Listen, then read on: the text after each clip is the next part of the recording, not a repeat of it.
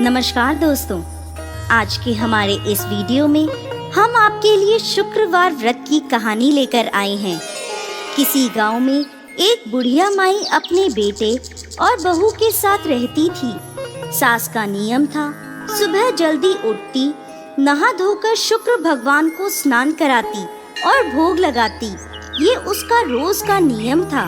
एक बार वह तीरथ पर जाने लगी तो बहू से बोली, मैं तीरथ पर जा रही हूँ, तुम सुबह जल्दी उठकर नहा धोकर शुक्र देव को नहलाना, भोग लगाना, सब कुछ नियम से करना। बहू बोली, ठीक है। सास तीरथ पर चली गई, परंतु बहू ना तो सुबह जल्दी उठती, ना शुक्र देव का कोई काम समय पर करती। सभी काम देर से उठकर देर से करती थी। एक दिन जब बहू स्नान कर रही थी, तब शुक्र देव की प्रतिमा बहू को देखकर हंसने लगी। बहू को बहुत बुरा लगा। कुछ देर बाद उसके घर एक पनिहारिन आई।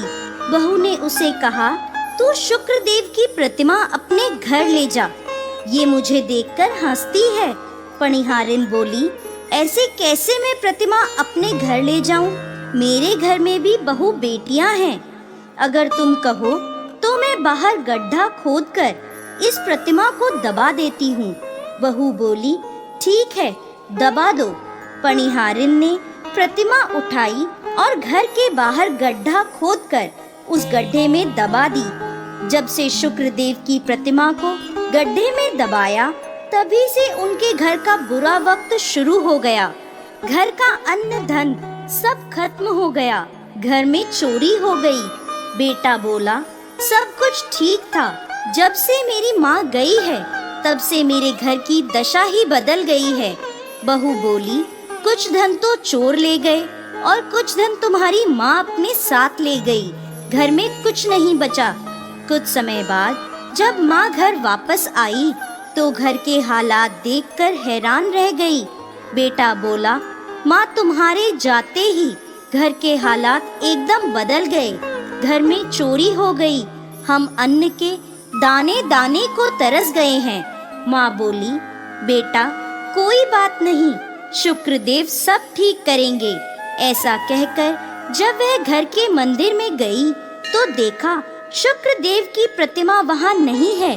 बहू से पूछा तो बहू बोली, मुझे देखकर हंस रहे थे, मैंने पनिहारिन को दे दिए। पनिहारिन से पूछा तो वह बोली, मैंने तुम्हारी बहू के कहने पर तुम्हारे घर के बाहर गड्ढा करके उसमें प्रतिमा को दबा दिया। सास भागी भागी गई और प्रतिमा को गड्ढे से निकालकर घर में लाई, नहलाया, धुलाया और फिर से मंदिर में विराजमान कर दिया। शुक्र देव को भोग लगाया। धीरे धीरे घर में पहले जैसी खुशहाली हो गई। बहू बहुत पछताई। सास से और शुक्र देव से अपने किए की माफी मांगी और बोली, अब मैं नियम से शुक्र देव की सेवा पूजा करूंगी। हे शुक्र देव, जैसे बेटे बहू के साथ किया वैसे किसी के साथ मत करना, और जैसा सास के साथ किया वैसा इस कहानी को कहते, सुनते और हुंकार भरते सबके साथ करना।